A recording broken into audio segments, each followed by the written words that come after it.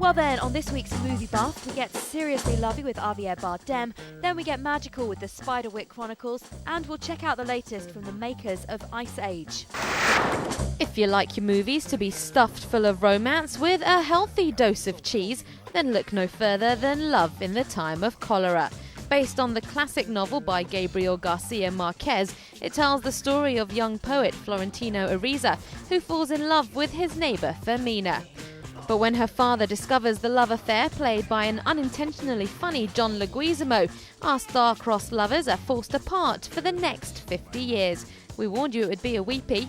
Javier Bardem shakes off his sinister role in No Country for Old Men to play the love-struck Florentino, and Italian star Giovanna Mezzogiorno takes on the female lead. Please, forget it. What do you mean, forget it? Throw into the mix Julia Roberts' ex-flame Benjamin Bratt, and you've got yourself a lovely little love triangle. Javier says it was a juicy role to sink his teeth into. Well, I guess Florentino is just a normal human being that is touched by the grace of being deeply in love with a woman that doesn't respond to him. In the beginning, there's this relationship when they are very young, when it looks like there's going to happen, this relationship, but then something makes them being apart from each other, and I guess he can't forget what she means to him. The film's directed by Mike Newell, the man behind Harry Potter and the Goblet of Fire. Javier says he's really brought the story alive. The way he tells the story through different points of view makes the story unique, and one of them is the relationship that he has, Florentino, my character, with so many women, where he's trying to find Fermina in every of them. Author Gabriel Garcia Marquez has a cult following across the world.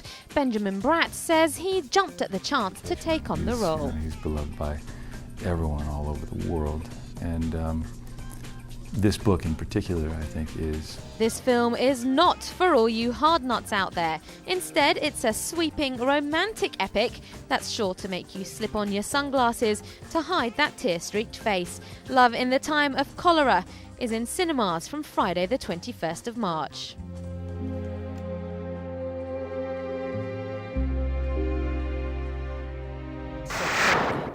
Take the never-ending story and mix it with Home Alone, and you're somewhere close to the Spiderwick Chronicles. Based on the best-selling books by Holly Black and Tony DiTerlizzi, it's the tale of three siblings who inherit a gothic mansion, and with it, the secrets of the creatures from the unseen world. Arthur Spiderwick's field guide. Dear reader, you will soon see that there are fantastical creatures living among us. The Spiderwick house belonged to their great-great-uncle Arthur Spiderwick, who many years before wrote a book about all the secret beings living around the estate. But the field guide in the wrong hands could be dangerous. Rare few are, quite frankly, to be feared. So Arthur Spiderwick hides it away. Jared, Simon and Mallory must continue the family tradition and protect the secret world. You're such a liar! Keep the pup safe from the ogre. Ogre?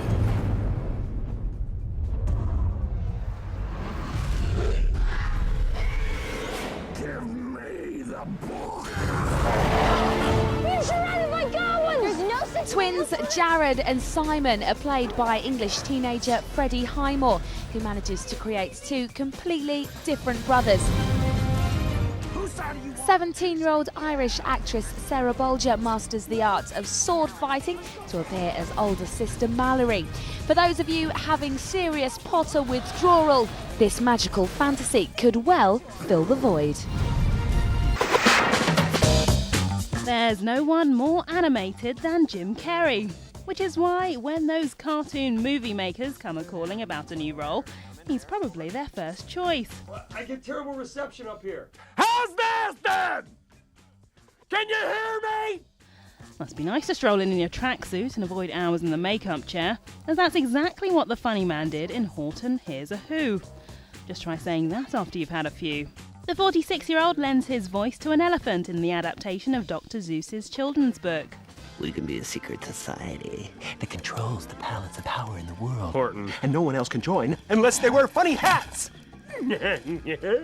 Oh, if only their ears could really do that.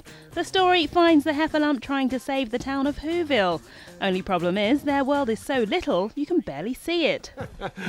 No, there's a tiny person on that speck that needs my help. Absurd. There aren't people that small. Mr. Carey is, of course, a dab hand at Zeus. He took the lead in How the Grinch Stole Christmas, but after the lukewarm reception that got, along with 2003's Cat in the Hat, filmmakers ditched the idea of live action to show the rhyming writer's surreal world in favour of something more fluid. Well, so far, the new drawn style is faring a lot better. It took over $45 million in its opening weekend in the States, no doubt helped in part by appearances from Steve Carell, Jamie Presley of My Name is Earl, Isla Fisher, and Knocked Up star Seth Rogen. No, I'm here. Okay, listen. No, go. Kangaroo. And if the critics are to be believed, then Horton could be a hoot. You should be kicked out of Newell. She said. There you go, that's your lot from Movie Buff.